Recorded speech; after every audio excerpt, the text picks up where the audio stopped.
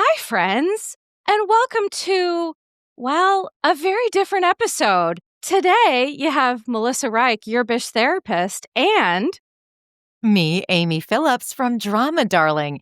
And together, you're listening to Darling Bish Hour. Bish Hour. We did it. We totally did it. We did it. We worked on it. We were like, and one, and a two, and a 1, 2, 3, and we nailed it. I don't know about that, Amy, but listen, here I feel we are. good about it, Melissa. I really do. I'm not going to question it. I'm fully engaged and enraged. No, I'm kidding. You're checked in. You are not disengaging. Amy and I are very happy to be here today to bring you a Darling Bish Hour. By the way, a creation from Amy's brain. Amy came up with this creation. For those of you listening, those of you who like myself and Amy, you have called yourselves Darling Bishes. Yeah, you've named yourself. So we respect that and we're inspired. Right. And so, like, Mandy and I have the M&M Hour. This is going to be the Darling Bish Hour with your Bish therapist and the incomparable Amy Phillips, who just toured Las Vegas and BravoCon and Cabaret Me. And hot off of our OBGYN appointment this morning, talking about perimenopausal. You got it. She's coming to you. And we are here to discuss anything from The Real Housewives to the most popular documentaries. And let's tell the Darling Bishes when we're going to do this. How often and when? Yes, thank you, Amy. So we are going to do this. Mandy and I do our M&M Hour at the end of the month. So Amy and I are going to do our Darling Bish Hour at the top of the month. Yeah. So you guys are really going to launch your months, the beginning of the month with that sounds weird. You're going to start the beginning of your month with a real pep in your step when you hear our content. Hearing, whether it be OBGYN visits or, Potomac, whatever it is we want to talk about. And here's the thing, Amy. Here's what I love about podcasting with you. It's fun.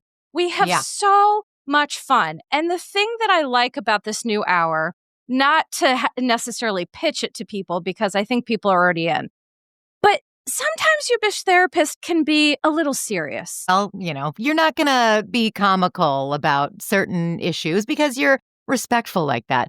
But I think what you're saying is podcasting should be fun. Yes. And so that is what I'm saying. I need more giggly squad in my life, the giggly squad of life. Okay. Mm-hmm. And I do. Podcasting should be fun. And we have so much fun. And I do think that people will enjoy our kiki. So today, they will. What Amy and I are going to be bringing to you is we're going to talk a little bit about breaking Bravo news, which is details of the Kandi and Todd split. Because wow, Bethany, wow. Yeah. Were you surprised, Amy, when you saw news of that? I was. Were you? I mean, I know I shouldn't be, but it's like they had gotten so far that you start to forget about people's marriages when they get that far into it. Like, for example, Rachel and Roger, they got a divorce. We're seeing that on Beverly Hills. Right. You see these, you just don't expect it. Kyle and Mo. I didn't expect that. Although, when you look a little, you get the magnifying glass out and start to look a little closer and you say, yeah, it was just a matter of time. But yes, of course, shocking. Were you? And, here's the thing. I'm never shocked because having done marital counseling, I've done couples counseling, marital counseling, family counseling, the whole thing. You just really learn that no matter what people put on the outside, all marriage is work, which, listen, we're both married. I've been with my hubby for 23 years. You've been with Brett for a long 1 time. Million. Yeah. Yeah. Mm-hmm. So it's like... Who's counting, Right. Who's counting? The one thing we can tell you is that marriage is a lot of work. You have to work as hard at your relationship as you do on yourself and your career and all these other things. And so I definitely can see how, especially since they started on a really tough foundation in terms of like Mama Joyce just really put the screws to that relationship early on. I'm shocked that it lasted as long as it did, if I'm being honest. Yeah, I mean, you have a good point there. And I will say that earlier on in their marriage, I would have seen them potentially breaking up then. But then once they got through, and they've been going for so long, I just thought they have it. And I wonder I think we all know what Mama Joyce is doing right now. Oh, Right? dancing on Todd's grave. Dancing, yeah. spitting, probably setting his clothes on Ooh. fire. I Yeah, mean, I can she's only in the imagine. streets. Yeah, she's really celebrating in the streets. She's taken to the There's a streets. parade There's a parade. outside Yeah, there's Candy's 100% house a parade. where she's like, Kenya, more hair care. Goodbye, Todd. Goodbye, Todd. Oh, that's right. Exactly. So, well, let me give some key details from what we Yes. know at this point. Yes. So, Break it according to down, Melissa. I'm a break it down. To you in the studio. Kandi filed for divorce on November 21st, 2025, according to People. The reason is she learned that Todd had been talking to other women behind her back without her knowledge. Now, Amy, here's the part that I was confused about. I saw on social media that they had an open relationship. Mhm. And there was some sort of issue with someone who had been featured on Atlanta who may have been a girlfriend of Kandi or Todd. Did you see any of what I'm talking about? Yes. And then there may have been some sort of alleged throuple. And then it turns out perhaps that maybe Kandi, continued that throuple -1. So then it's just a couple and it's she and this other gal. Mm-hmm. That's something about that. Yeah. That is what I saw. But what I'm reading, it doesn't sound like that, right? Because it sounds like she wasn't stepping out. He was stepping out. Mm-hmm. That's what she's reporting, because she has taken to Amazon Live. She expressed being emotionally broken and all over the place. But she said that they're focusing on, she's focusing on her children and that they're working to co-parent Ace and Blaze. And despite filing for divorce, they spent Thanksgiving together, which I thought could be awkward. But then I saw a picture and there was like 40 people there. I was like, well, that's great. Okay, you could do that. Yeah. that is a good buffer. Because could you imagine in between them? Yeah. If it was just like Kandi, Todd, and the kids, and it's like, well, this is awkward. Yeah. Candied yams were I'm sure at the table. Candied yams were at one table and Todd was at the other. You remember Marlo called Kandi candied yams? No, of course. That's an amazing callback. I know. Mama Joyce, I can't believe that, perhaps at that point, things hadn't gotten as bad as they are now, because he's asking for full custody, correct? Correct. And he is seeking primary physical custody, which is bonkers, by the way. Kandi is a wonderful mom. She is a boss. She is worldwide. And there is no way that he should have primary custody, number one. And then, because he said, by the way, he claims he cares for the kids while Kandi works out of town. And it's like, yeah, that's just called parenting. Mm-hmm. I think PK, Todd Tucker, Mauricio, I think everyone needs a little refresher on what it means to be a father. Being a father doesn't mean you watch your kids. It doesn't mean you're babysitting. It doesn't mean you see them once in a while when you're in town. That's not parenting. That's bullshit. He also said it in the words of when she's going out and chasing her dreams. He framed it in such a way that was more than just she's on a business trip. It's he is putting it under the umbrella of they don't matter, the kids don't matter, because her fame and her goals as a career in her world of careers are more important than her kids. That's the way he's framing it. That is some BS. Kandi loves her children. She is an amazing mom. And Todd is trying to challenge the validity of their prenup. Well, what do you think pays for your lifestyle, Todd? Oh, this burns me up. Oh, my Is God. it you or is it worldwide Kandi? It's Kandi. Mm-hmm. You have nothing. I do believe Candy's a great mother. I don't agree with him trying to get full custody and saying these things that he's saying regarding her going out and doing what she's doing, because case in point, she's going out to do what she's doing so that you can live the life that you have been living. Exactly. And would have continued to be living. And now you have a problem with it? How Well, convenient. now that he's fighting for his coin, right? I mean, it's like, to me, it's so transparent and it's so ugly. But what I do love is that, now, I don't know how true this is, but I saw all over social media is that Kandi plans, or the lawyer plans, to use Bravo footage, because when Kandi and Todd were getting their prenup, it was all filmed, all of it. And I thought, Kandi Yams, you are a genius on 100,000,000 little levels, because that is a boss move right there. I saw the footage on All About the Tea, and they are reporting that oh my God, All About the Tea just has it all. Like they do. They're amazing. Love All About the Tea. They're so good. But they're basically saying, I think it was somewhere on here, I can't find it. Anyway, the point is that footage, that Todd's lawyer is trying to prove that there was an error made when that prenuptial agreement was being signed, because the lawyer wasn't there and Todd did it without, I want to say, like I don't want to say consent, but without consulting his attorney. And so the attorney did not know he was going to be signing that prenup, which was 2 hours before they were getting married. Okay. Right. So the word on the street is that the attorney is going to take issue with the validity of the actual prenup.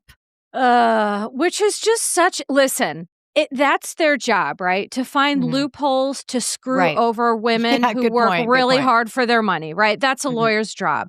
But it's just disgusting. And also, here's the thing. Do you remember what season it was that when they were getting married? Because I didn't write that down. But I remember vividly watching, because I'm a huge fan of Atlanta. I've watched it from the beginning. And I remember vividly that Kandi stood 10 toes down and she was like, we aren't doing this unless you sign this prenup. Yes. And that's it. And they fought about it and it was drama for the whole season. And then he was finally he just gave into it. Yeah, he but gave at the in same and right. Well, he should have. He should have given in a long time ago. That's what I'm saying, because it's like, what kind of person? I don't know. I just think it's so gross when people are trying to go for money grabs, because Kandi, it's not like she comes from money. It's not like she's a Southern Charm mailbox money gal. She worked and she, blood, sweat, and toil for all of this. She wrote some of the most amazing songs. No scrubs. I mean, it's just like, I listened to it this morning and I think of Kandi and I'm just like, you're a genius. I wonder, speaking of her music, I mean, I immediately thought, once I saw the headline of divorce, I'm like, oh, she's going to write some good music. Yeah. I mean, I don't know what's going to come of it, but I know that whatever happens, she creates out of everything that she's in. And I think this is going to be huge. When you look back at that footage and you see the way that they were arguing about this prenup at the wedding venue, it's the most uncomfortable thing, because I keep thinking, how did Kandi even go through with this after having that argument with him? Because they both walk away from the conversation and he's like, but there are some things in there that I have an issue with. And she's like, well, what are they? You can't even say what they are. What are they?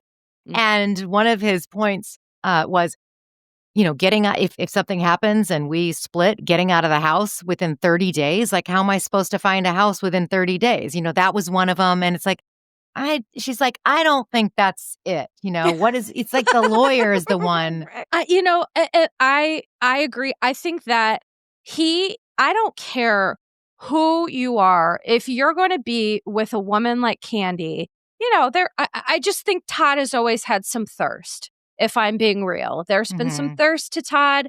And I think that sometimes the gender roles can come into play, because when, men typically feel really defined by their career and their job. And I mean, Kandi just eclipses Todd. And so I just feel like he probably always had a bruised ego, some hurt there and things like that. But at the same time, you suck. Why are you doing this? What for him to an do example the custody to show thing is hurtful. That's to me is just you're just trying to hurt her. This has nothing to do with anything other than you're being cruel. That's exactly right. Because I don't care what he says, how much he's out of town. Is there problems if men do that? No. Look at PK. He's out of town. He spends one Saturday a month with his kid. It's like when men do it, it's fine. When women do it, they're bad moms. And I'm just not. Yeah, that's a really good point. We don't tolerate that here on Darling Bish Hour. We don't. No, we don't. So don't. We will keep you updated as news breaks on that. But Amy, I think it'll be good for us to get into some Potomac. What do you think? I love it. Let's do it. Okay. And I am really happy we're covering Potomac today. I hope everyone listening is happy too. Reason being, I have not covered Potomac yet, but it's one of my favorite franchises and it's so fun and it's so interesting. And I always joke that usually there's not a lot of meat on the bone because these women, here's what I say about them as opposed to other franchises. Number one, they're sane. Well, minus Stacey. I have some real problems with Stacey, but oh my God. We'll get to that in just a moment. Wow. I didn't know we were jumping right in. Right in. All right. Okay. You know what? Also, toodle-doo. Toodle-doo. What kind of insult is toodle-doo? That's not even right. I don't know. It was just like the only thing that came out of her mouth that just kind of like, it was funny. I can't help but laugh. So, well, she is unintentionally funny. I mean, Stacey is funny, but mostly unintentionally. Oh, yeah, absolutely. Like when she wears the same outfits as everyone and just is like, well, what? I don't understand. Or, when she, like, Stacey to me is like if AI were a person. That is Stacey. She's like the AI of people. I don't understand. And that AI has been fed everyone's DMs that they're taking from us right now. Have you heard about that? That now they're going to be Instagram is going to be reading, like their program is going to be reading all of your DMs and messages. Stop that. I'm serious. Starting December 16th. But why? So that they can feed it into their AI beast. Ooh. So if you don't want them to read it, then I would suggest, obviously, A, deleting everything. And then B, there are steps that you can take, apparently, about settings and things like that. But it's very difficult to do. I haven't done it yet, but they make it tricky because they don't want you to do it. Allegedly, I believe this to be true. I've seen some pop-ups on it. Oh, my gosh. And listen, I believe that to be true, too, because I've gotten things about collaborating with, like, AI tools for therapists. And I'm like, AI should not come anywhere near therapy. Please get away from me with this. That'll be the day when the housewives have like a therapy session with an AI. Literally. I mean, and it's like people are already using it, ChatGPT, for therapy, and it's so bad. There have been deaths. And listen, I don't want to derail us with too much seriousness, but AI can be great for some things. But it cannot replace therapists, and it should not be complete invasion of our privacy. And so that all makes me nervous. But yes, that is a hot tip, Amy. Toodle-doo to that and on to the next. That's right. Okay, so basically this episode of Real Housewives of Potomac, what we're seeing is Monique is back and she's talking to Gizelle. That was super interesting to me. Stacey, we're also seeing her launching her Nigerian-named Why Nigerian? I have an affinity towards Nigeria.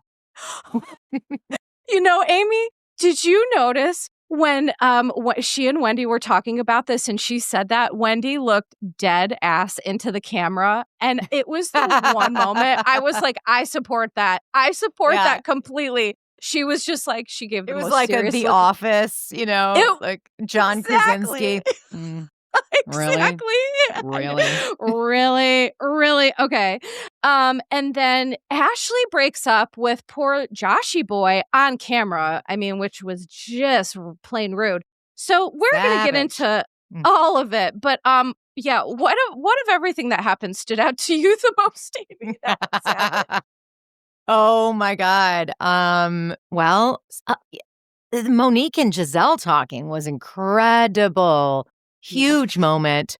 Yeah. To have, And I was thinking to myself, like, wow, if I could have known where they would be like years ago when this all happened, I don't think I would believe it. I don't know if I would because of how horrible it was. And it's amazing that Monique is even back on the show. It's amazing that she's able to make it right with Gizelle, that they were both able to, take ownership. Monique was incredible by explaining how she was playing the victim. I was like, what? And she couldn't see that, and protecting the reputation and all this stuff. It was phenomenal. And I was really impressed with Gizelle as well. And I think Gizelle was very impressed with Monique, because when one of the things that she said was like, remember when they were talking and she's like, yeah, I'm sick of being like, I was playing the victim, and I was just like, I was the victim and I was being mad at everybody else and so on and so forth. And I feel like you did this. And then Gizelle's like, well, hold on. Like, basically, like, before you get to me, once you reflected, what did you come up with? She was like, let's bring Show it to the me table. your business receipts, please. Yeah. I need the presentation. I need you to keep talking before I even like remotely say I'm sorry, which I thought was hilarious. It's such a Gizelle move. It is hilarious, but it is the second part of why there's not a lot for me to cover with Potomac, is that these women hold each other's feet to the flame. You have to be accountable. It's like the opposite of OC. It's the opposite of so many other franchises. They're like, listen, we're going to talk real shit. You're going to own it or you're not. And if you don't work in this group. Basically, Ashley said something to Stacey. She literally said it. Yes. And that's exactly, I could put my finger on exactly, that is what I love about Potomac, is that they don't suffer the Lisa Barlows, the Meredith Markses. They don't suffer those types of fools who are just like so up their own butts that they cannot be honest about things going on. Remember at the party, it was Gizelle's party, okay? And Gizelle kicked out Stacey at the end there because like everyone was mad at her. And then she was like, goodbye. Because Stacey's like, well, I mean, if this is what it's going to be, I'll leave. She's like, here's the elevator. Later. Bye. And if you were to watch that, you'd think that Gizelle was in the wrong. You'd think, wow, that is so mean. That is so rude. But honestly, she was basically saying like, you can't stay here unless you come clean with your stuff. And that's where they draw the line. And I kind of liked her playing hardball about that, because it draws a line, like you're saying, about why Potomac is as good as it is. 1,000%. These women refuse to maintain victimhood. And I think that Gizelle's question, it's so funny that you caught on to that, because it was such a small moment, but an important moment in terms of like, yeah, you got to show your work, right? You know the answer to the math problem, but I want to see how you got there. And as you know, what I was hearing from Monique, which by the way, I can already tell that she healed. You know how I can tell? Her behavior is different. Her behavior is totally different. Her energy is different. Her behavior is different. And that's the thing. People will do the same thing over and over and claim to be changing. Well, change is seen in our behaviors, not heard in our words. And continuing to say that you're changing, but like not changing, is actually just manipulation. Yeah. So here's what Monique said that really, like, it checked a lot of boxes in my brain. She said that... Ooh, let's check those boxes. Let's go with those boxes. Yeah. I like them. Okay.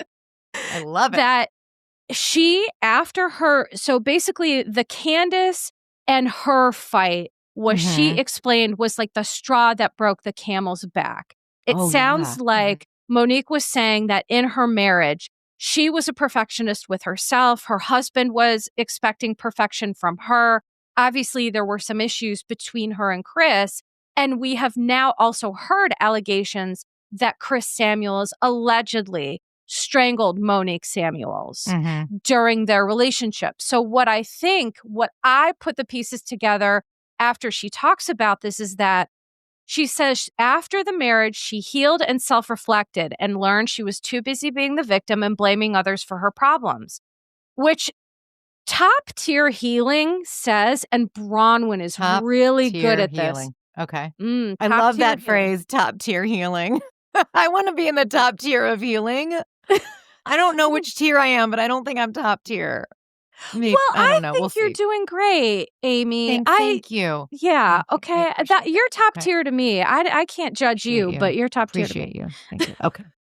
But like truly, top tier healing is, in my opinion, like being humble and owning, like, okay, the things that TTH. I'm sorry. Just keep going. Just ignore me. I have nothing to offer. I'm just going to cheer you on. oh my God, shush it, Amy. Oh my gosh, that was funny. But it does require you to be like, okay, so even when someone else does you wrong, like you still play a role in that relationship. If things are escalating, Angie K and Lisa Barlow, they like to be like, well, you shot first, so now I'm going to chop your head off. And it's like, that's low tier healing. LTH. LTH. Is when you look at someone's behavior and use that as an excuse to be like inappropriate. And it's like, well, that doesn't give anyone a hall pass to be an asshole. So Okay. I feel like Monique was basically saying she also worked really hard on things with her parents. So I'm assuming and understanding that she had some childhood trauma that she had to sort out with her parents, because she said, and I quote, the situation with Candace, she was triggered and admitted that she was triggered. She acted out, but it triggered her being the worst version of herself, triggered her whole spiritual journey. And I think, wow, now that's top tier healing, to be like, wow, look at this. It changed the trajectory of her life, but like in the best of ways. I would almost argue it needed to happen so that she could be her true, authentic self. You know what I mean? I do. I was thinking back on after that incident happened at the wine, like the winery where they were. Yeah. You know, quickly after that, during that season, when I say quickly, I mean maybe it was 2 weeks before this even happened, because there was a good amount of time before all these ladies like really engaged with Monique. But she met with, I remember, a pastor, if you recall. Yes. It was Chris, it was Monique, and it was a pastor, and they filmed that, and she was remorseful, but it wasn't, I feel like it hadn't clicked yet. It didn't click yet, you know? It didn't. So right. I wonder at what point it did, because if she's saying like, you know, that's really when I had an awakening, because it sounds like it was probably the catalyst, but when something like that big happens, Melissa, do you have like an immediate awakening like the next day where you're like, you're so shocked that you acted that way, that you're like, something needs to change. I have so many issues that I need to work through. Or is it kind of like more of a stepping stone situation where you go from one stone to the next and it's a slow burn until you really like open your eyes and say, oh, that's even worse than I thought. Yeah. And did Monique do that? Yes. So yes, she did it. And B, it's a slow burn. And here's the thing. I saw this thing on Instagram the other day that it's like a therapist had said what society likes to do is use healing as an era, but healing isn't an era. Healing is grueling blood, sweat, and tears that lasts your whole life. I know. And listen, I can speak to that because I'm doing the work. I've done the work. I'm continuing to do the work.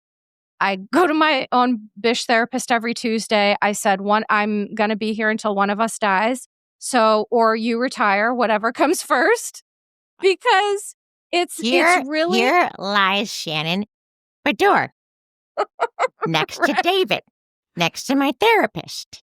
Yeah, well, they stayed there until someone died too.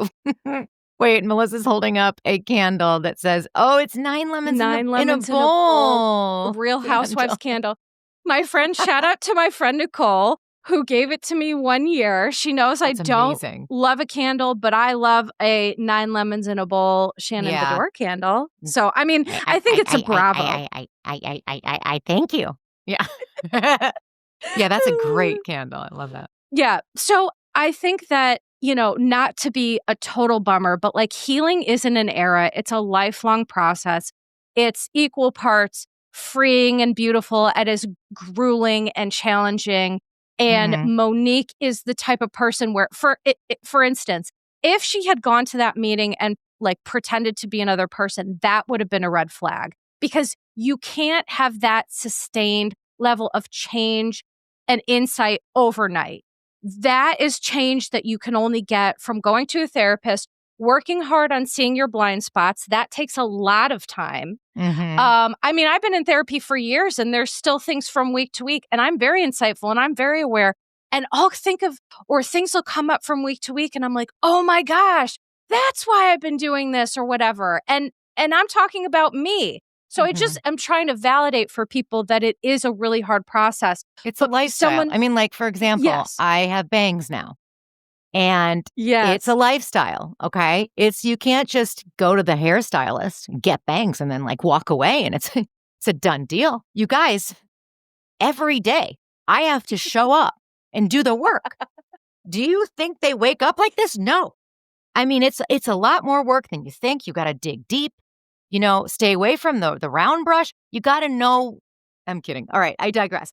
But it's a good analogy, Amy. I'm not kidding. And by the way, for people watching the video, I told Amy as soon as I saw her, I was like, oh, your bangs are looking banging. And then I didn't realize that I was actually sexually harassing her. So I'm sorry about that. But I Amy consent. I'm consenting. But, I want to go back and watch that scene with Monique and the pastor and Chris, because it wasn't as if she was putting on a character like you were saying. As I remember, she wasn't like crying on the floor, which I would have thought she should be doing. That's the reaction that I wanted from her. Like, what have I become? My hands, like, who am I? My hands, like, that's what. Well, Amy, let me tell you something though, not to interrupt, is that when people are truly triggered and they're acting out of that, they're going to appear dissociated and maybe shut down. Like, that level of emotionality is usually not possible in people who are really having a trauma reaction, and that's the nature of the reaction. So you're right. But her reaction tells me that everything she's saying was true, is that she was in shock, she was triggered, and she was processing it because she seemed really shut down and angry. And sometimes it's not until we see our role that we can let that anger go and be like, oh, I see how I participated, right? So it's a process. Take me to church, Melissa, you're reading it right. Wow, that was amazing. That just blew my mind. It makes so much sense. She did seem like sorry, but also kind of like,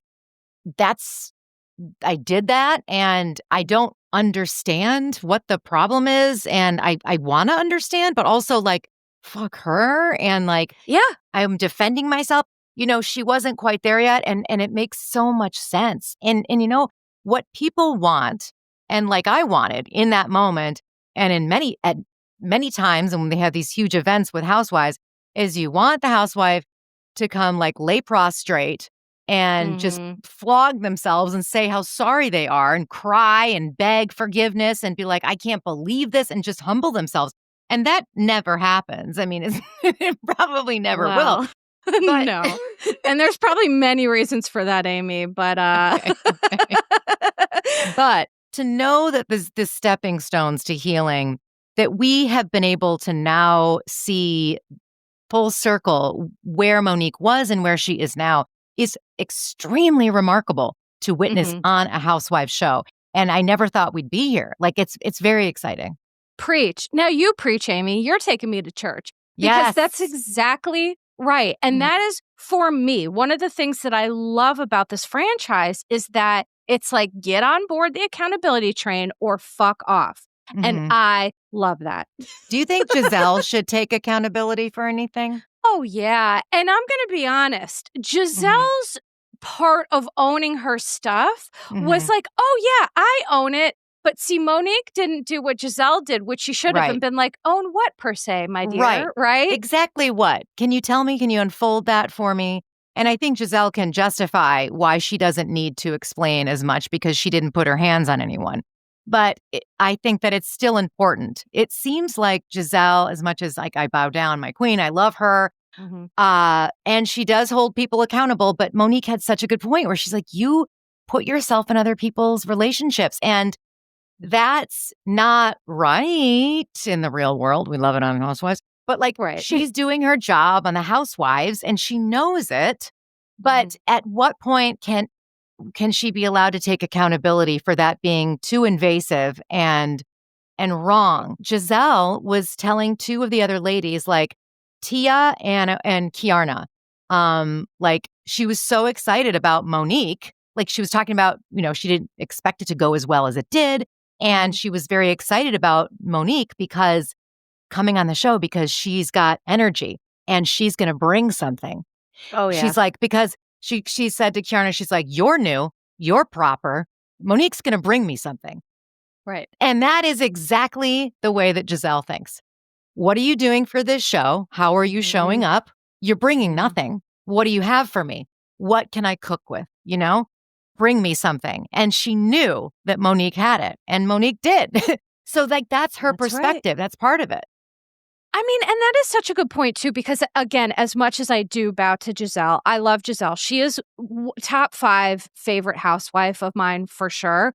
But the thing that does bother me is she wants everyone to talk about their stuff. She wants everyone to be held accountable.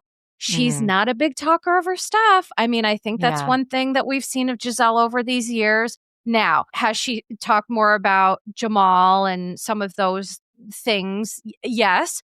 But she definitely struggles to be as open as I think she expects other people to be. Right. And I feel like that is like, Gizelle can get away with it because she does have such a big, beautiful, bold personality. She's so funny. She's so quick. She's so personable and lovely. But there is that little piece of her that it's like, well, what exactly are you owning? And what are your storylines? Like, let's talk about you, right? Not about your daughters or your dad or Jamal. Let's talk about Gizelle. And let's talk about how she is the queen of one shoulder, body fitting dresses. I have a slideshow just from this episode. Here we go. If you're watching this, gorgeous. It's actually like a Ramona blue, like a royal Ramona blue. Yep. A dress off the shoulder, one sleeve. Okay. Within moments, we have a flashback to this off the shoulder look. And then later, we have a whole other look. Oh, here it is.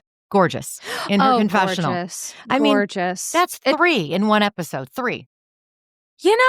Gizelle, I think because she's been so pwned for her fashion choices that I think she's really trying to step it up because, she's got to be tired of hearing that over the years. Oh my God. I also think she kind of doesn't care too. I think she's like, this works. This fit works for me. And I'm going to do it in every capacity that I can. And I love that for her. Just like a Jenna Lyons loves a button down. Gizelle loves that one shoulder, one sleeve dress.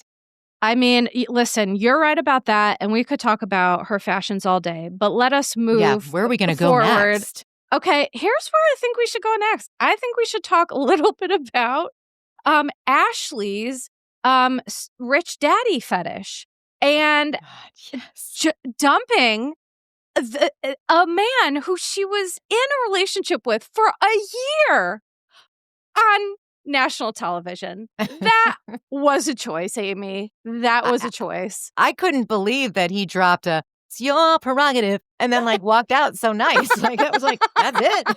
This guy's okay. All right. He's like, well, I guess if that's how you feel. Okay. Can I walk you out? And it's like, can I walk you out? Wow. It was like, it felt like an episode of The Bachelor, just like they just got to know each other. It's like, can I walk you out? Right.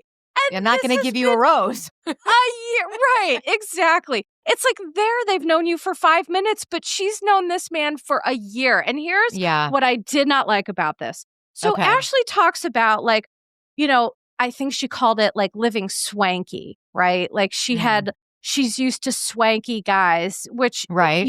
like Michael and the Swanky guys guys. that she dated on, private jets and all this other stuff. But it's like, Ashley, girl, look where that has gotten you. Well, it's gotten her 2 beautiful kids, a gorgeous house, a starring role on a reality show. Wait, I mean, what more Amy, can I say?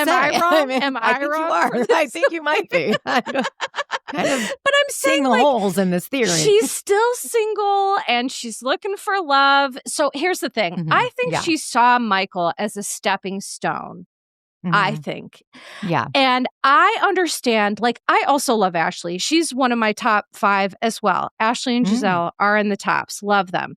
And she has every right to want her life to be the way that it is. And some people want to live super comfortably and have a lot of money. And like, I'm not going to give her, short shrift for that. But I just feel like she's had a lot of trouble in love. And while your point was super good, that her life is good in a lot of ways, she seems lonely and she's looking for companionship.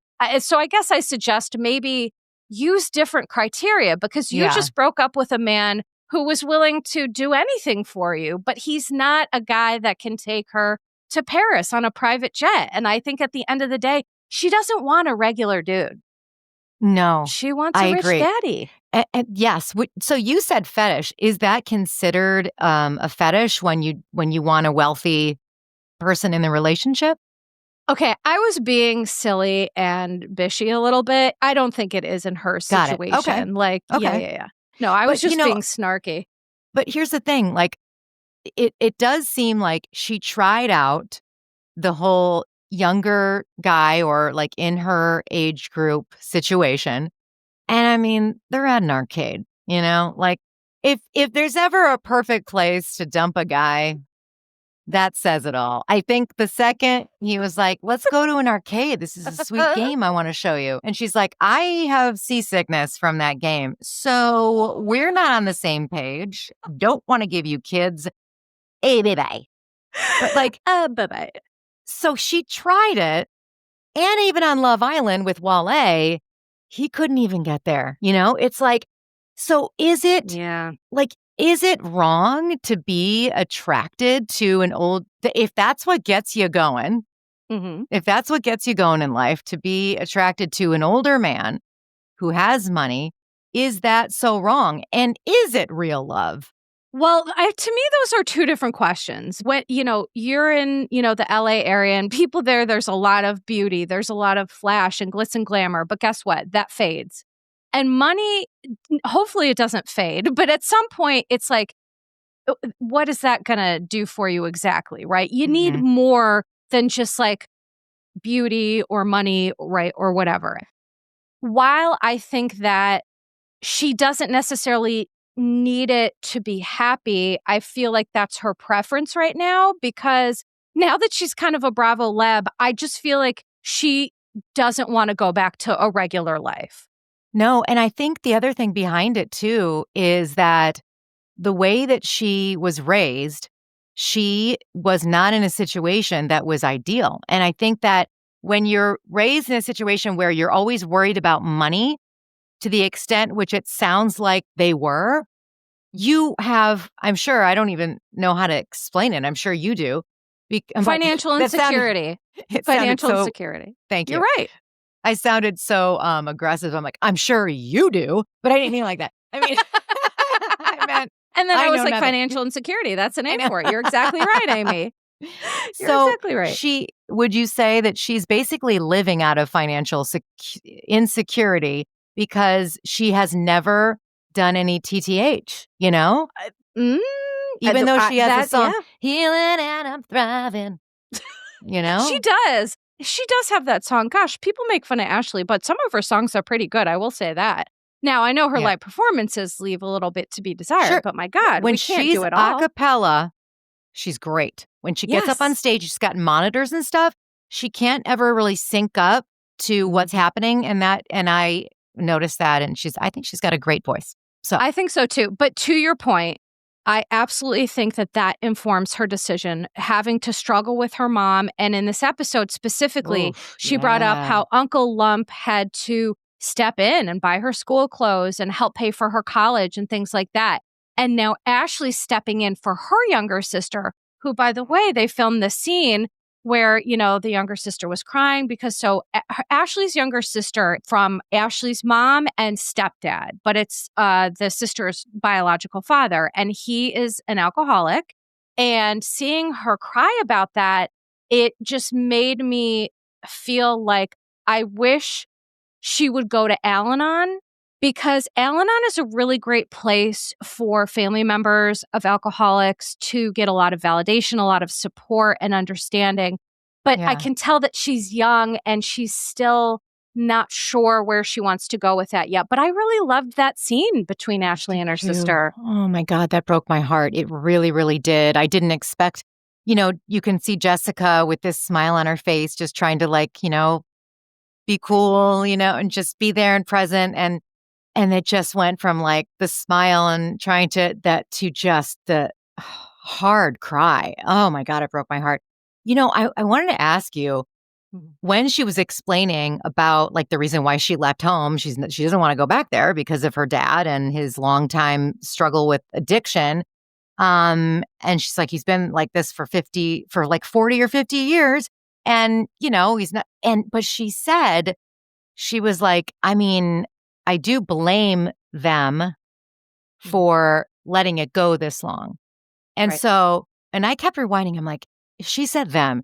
And I think she's obviously talking about, their mom, Ashley's mom. And so what does that say? Do you think that their mom is an alcoholic also? Okay. I mean, that's so we can't, don't answer that. Just don't answer it. Forget I even said it. YBT has been canceled. No, I'm just kidding. I mean, maybe it's just the enabling is what she's referring to. I think you're onto something. So obviously I cannot judge that, but I think you're onto something in that Ashley's mother stayed with this man and was codependent and enabled him for too long, because while addiction is a terrible disease, it deserves a lot of empathy. It also deserves to be checked, and it also needs to be held accountable and to say, okay, well, but we need you to do better. I need you to do better. And the only way through that is boundaries, boundaries, boundaries. And so I think that they both blame Ashley's mother for not having boundaries, for enabling, for being codependent. And here's the thing. I have not met a ton of folks who are married and stay married to someone in active addiction without their own struggles, whether it be substances or mental health or something of the like. I have not, doesn't mean it can't happen. It's just rarer to see. Wow. I don't think, obviously their mom isn't 90 years old. She's not 85. She's having health problems. Okay. We all know that. When she was like, I'm bleeding out of my ears. It's like, what the fuck? Oh my God, I know. Well, she didn't say that, but whatever she was saying, she's vomiting and blood's coming up. I'm just like, can we get this woman to the ER right now? Why are we filming? That was extremely alarming. And so I can't help but think, is she just like, well, I mean, I don't really have much more time. So why would I bother dealing with this situation anyway? It's just going to cause a lot of problems and a lot of emotional issues that I really don't feel like dealing with. And part of me is like, I kind of don't blame her because why upset the apple cart at this point? He'll probably die pretty soon if he continues to drink like this. And if she is this is a horrible thing to say, maybe edit it out. I don't know. But I'm just saying is she looking at the clock and thinking, thank you for your concern. I get it. You're right. But we're looking at, we got, one more quarter left in the game. So why do anything? Is that part of it? Oh, here's the thing. People don't like change, and it's for a million reasons, but your point is valid in that I used to give this example when I was in practice of sometimes when we have these behaviors that aren't healthy for us, I liken it to laying in a pile of our own garbage. It's garbage, but it's to us and we're used to the smell and it's kind of warm. But someone helps us up out of the garbage pile and you're like, oh my God, I was laying in there and I was fine. And I think sometimes, unfortunately, that's just human nature. It's like the devil you know is better than the devil you don't. But at the same time, that's not necessarily true. Because what I would advocate is I don't care if you have 10 minutes of time left. Yeah. Do it different so that not only you Amen. can be happier, but your kids can be happier. Because look at how it's impacting Ashley and her sister. I agree. 100%. I mean, to think that if she's thinking this way, that is really sad.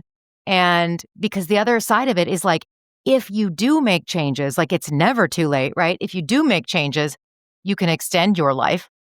His life would be extended. Your children's lives could get closer to getting some TTH, Right. And so it makes me sad. It's as it should, because it is sad to watch people live in their piles of garbage. That is very sad to me.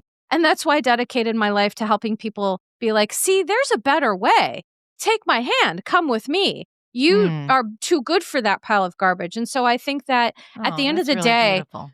Between like Monique and, Ashley and all of this, the message is that top tier healing is, I highly recommend it for everyone because everyone listening to this deserves it. It's scary and it's hard to try new things, to live differently, to break out of what you're used to. But at the end of that rainbow is freedom and happiness. And so I just support it 100%, but it's hard and it's scary. And so I never fault people for being unable to set those boundaries, right? Ashley's mom, I think Ashley is very strong and independent. And I think she developed that because she sees how her mom really struggles with the opposite of that. Yeah. But we Ashley's could talk so about kind. this. Oh my God, she really is. We could talk about this all damn day. Kind. Okay.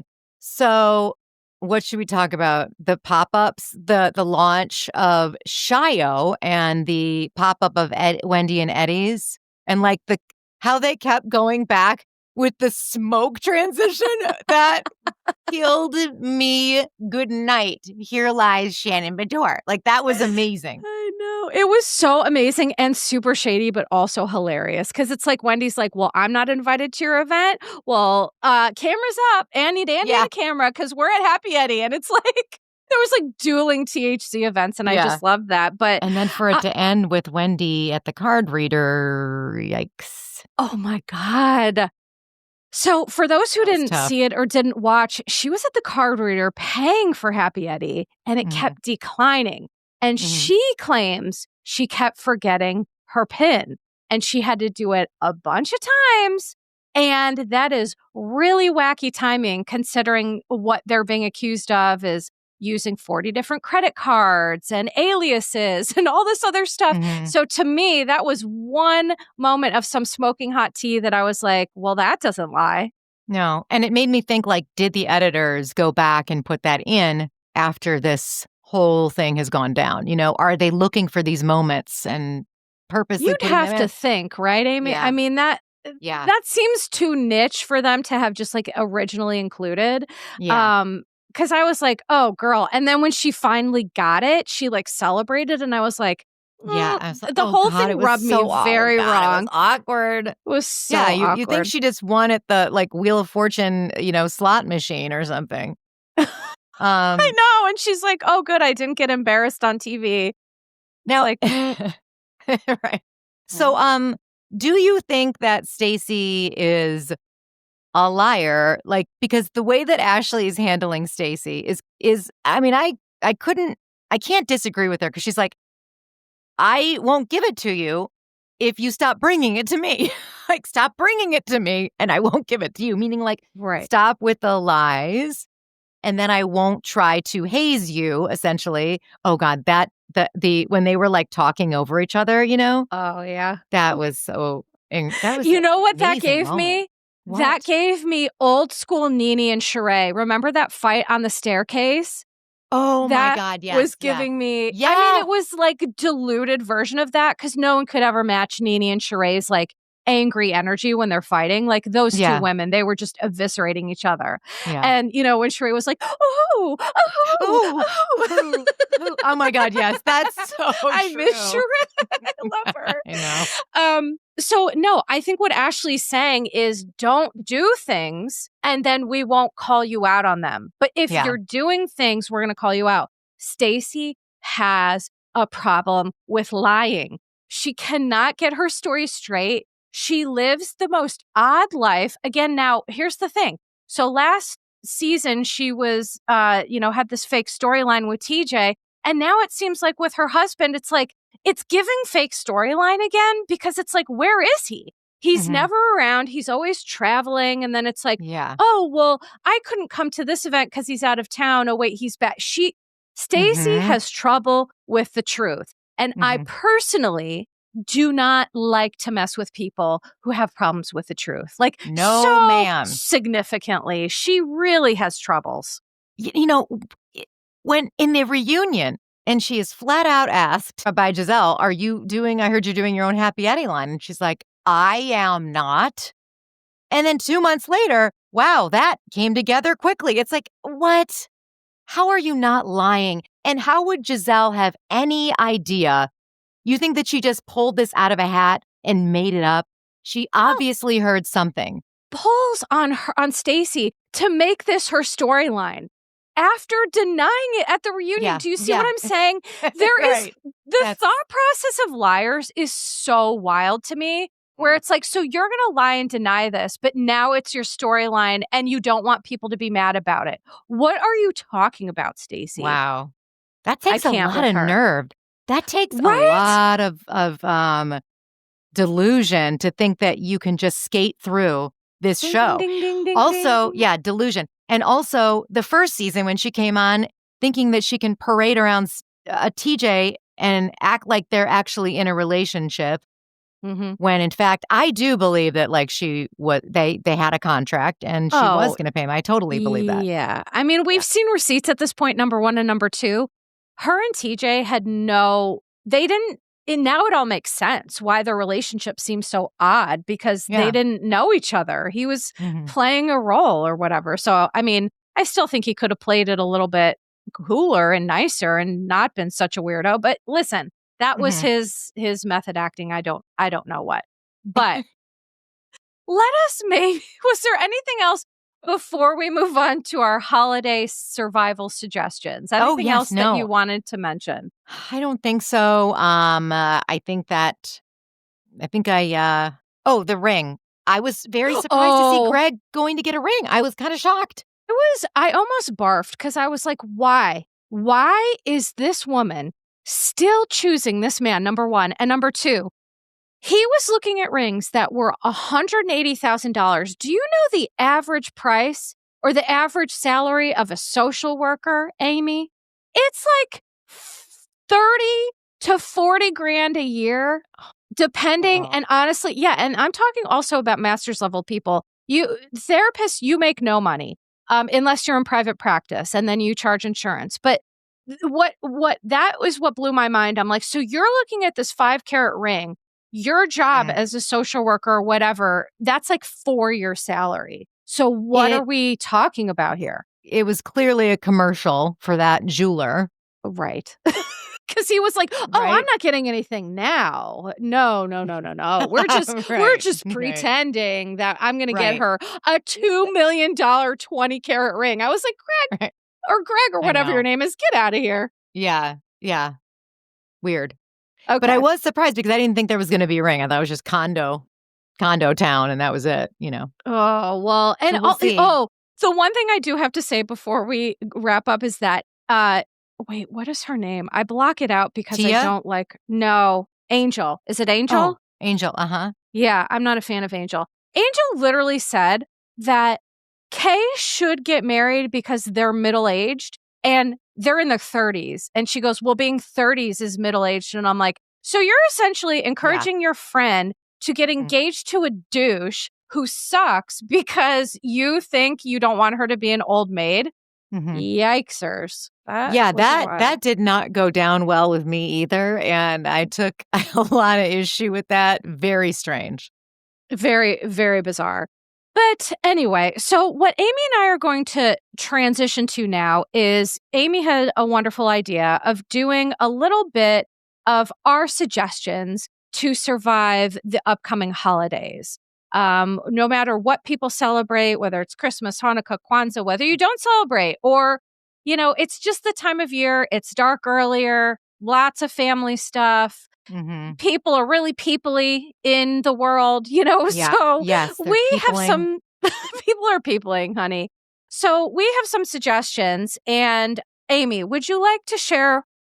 Did you have a thought? Yes, Would you like I to go do. first? Yes, please. I think everyone should take a THC gummy when they should. And I think you should use my code DRAMA for Lumi gummies. They're really good. I honestly wasn't anticipating doing an ad here, but it's completely organic because I was going to say take gummies. But if you're at it, do Lumi. They're really, really good. Because, no one's going to really know if you do like kind of a lower dose and you just like have a gummy, you're out with your family, just as long as you're safe, don't drive, and it can relax you.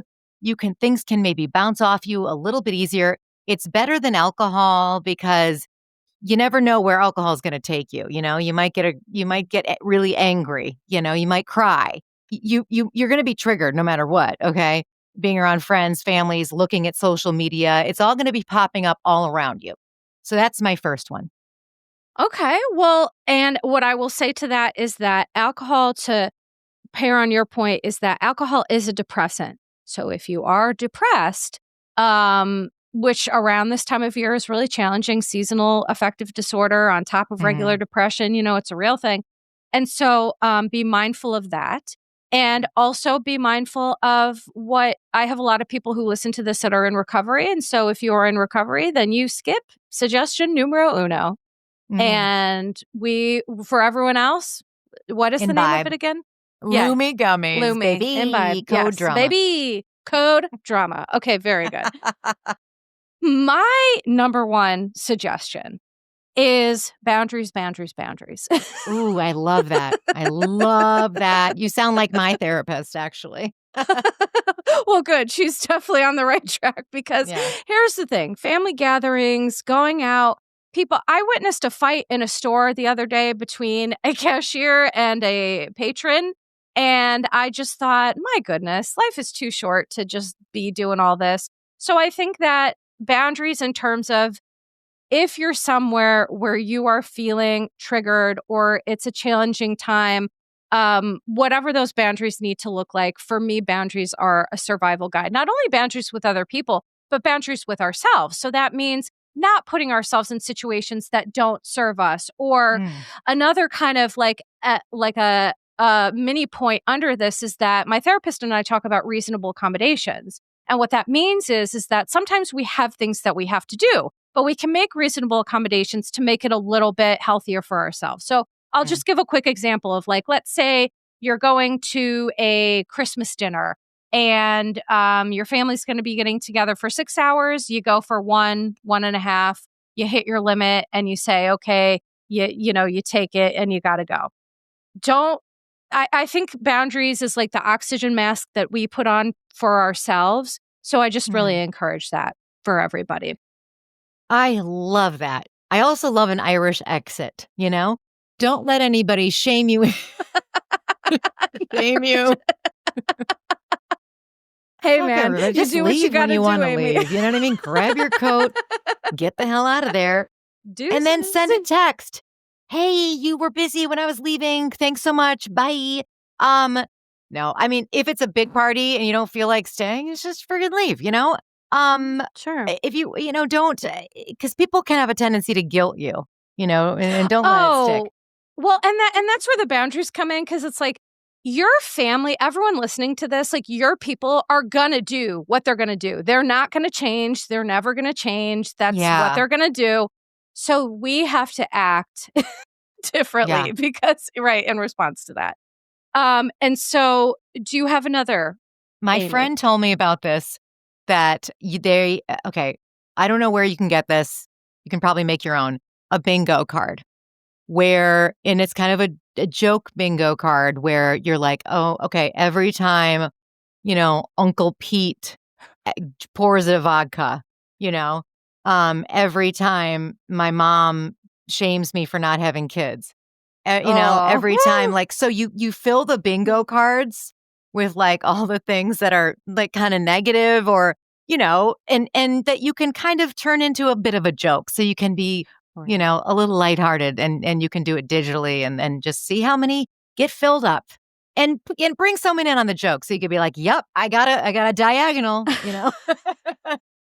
That is hilarious, and I actually love that. And I'll add one little bit to this. Give yourself a prize at the end. Just you're the winner, right? You're a winner. So go get yourself some cozy socks. Yeah, you deserve it. Yeah, some cozy socks, some polish, whatever it is that you're into that's not going to break the bank.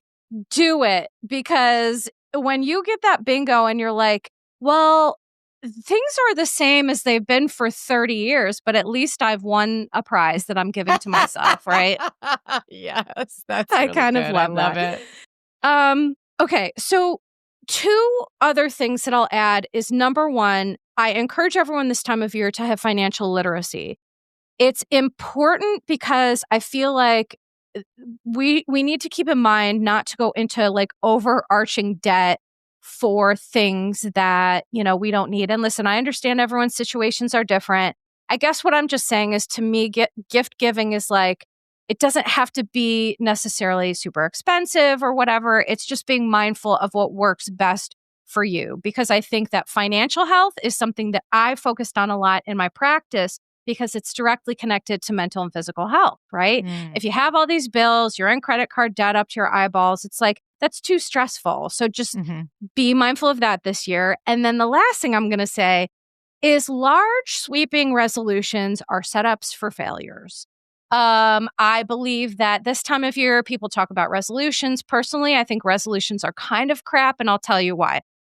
I think resolutions are too big, and they're these overarching goals that aren't realistic. So what I urge people to do is, going into the new year, I think it's great to reflect and look at, okay, what have I done? What do I want to do differently? But small, bite-sized, achievable goals, right? Yeah. Like going to the gym every day, never going to be my thing. But working out at home 20 minutes a day on my bike or doing some bands, now that I can do. So whatever it is you can do, go with that, but make it reasonable. Yeah. Don't go extreme. That's never a good, recipe. Yeah, right. It's a recipe for failure, Amy. Yeah, we don't want that. Yeah. We don't. We don't. No, we don't. We just want 9 lemons in a bowl and to make it nice and, just have a decent holiday, That's all we're asking for. That's right. That's right. So I hope everyone has enjoyed. I know I've enjoyed this Darling Bish Hour. Can't wait for next month. This has been super fun. So next month, what you all can expect from us is we are going to be covering Surviving Mormonism. Yes. Heather Gay, the documentary with Heather Gay, and I am super stoked about that. So if you haven't watched it and you want to listen to our pod, well, A, we'll cover it so you don't have to watch it. But B, if you'd like to, get ready, because that's going to come up in a couple of weeks. And if you have any questions or comments, you can email me at dramadarlings with a Z at gmail.com. And then, and then I'll bring it to our attention. Yeah. I'm shutting down the emails for a little bit. I got some really creepy something happened to me. Well, I'll share it on the next. Amy, I'm going to have to tell you about this first, but next podcast, we'll share a little bit of what I got in my email. So email Amy, not me. Yeah. And, but so here's the thing. Let's share where everybody can find us individually. So obviously, y'all know you can find me at Your Bish Therapist on Instagram, on social media, on this video will be going on Spotify, which, by the way, Amy, your girl was in the top 15% of videos on Spotify. Top 15% of videos? That's amazing. What is that? The videos? They have videos on Spotify? Yeah, and I think that's why I'm in the top 15, because no one knows. No, that's not true. That's why I'm in. You're on the cutting edge. Melissa, that's amazing. Thank you. Wow. So you can watch this video on Spotify, on my Patreon, and on YouTube. And then obviously you'll be listening, everyone who's listening to this can just check me out on Instagram and stuff like that. So yeah. Well, boy, oh boy. I can be found in Santa Clarita. No, at Meet Amy Phillips is Instagram. And then email me at dramadarlings with a Z at gmail.com. With a Z. Drama darling. Every day, all day, every day. You know where to find me.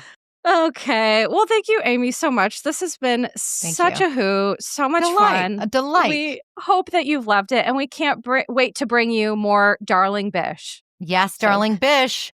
Signing off. Bye-bye. Bye. Disclaimer. Posts are not intended to diagnose, treat, or provide medical advice. Your Bish therapist is for entertainment and informational purposes only. The podcast, my opinions, and posts are my own and not associated with past or present employers, any organizations, Bravo TV, Greyheart Productions, or any other television network. The information in YBT podcast and on its social media is provided for general informational purposes only and is not intended to diagnose or treat. Please do not act or refrain from acting based on anything you read, see, or hear on YBT podcast or associated social media. Communicating with YBT via email and or social media does not form a therapeutic alliance. Melissa, operator of YBT, is unable to provide any therapeutic advice, treatment, or feedback.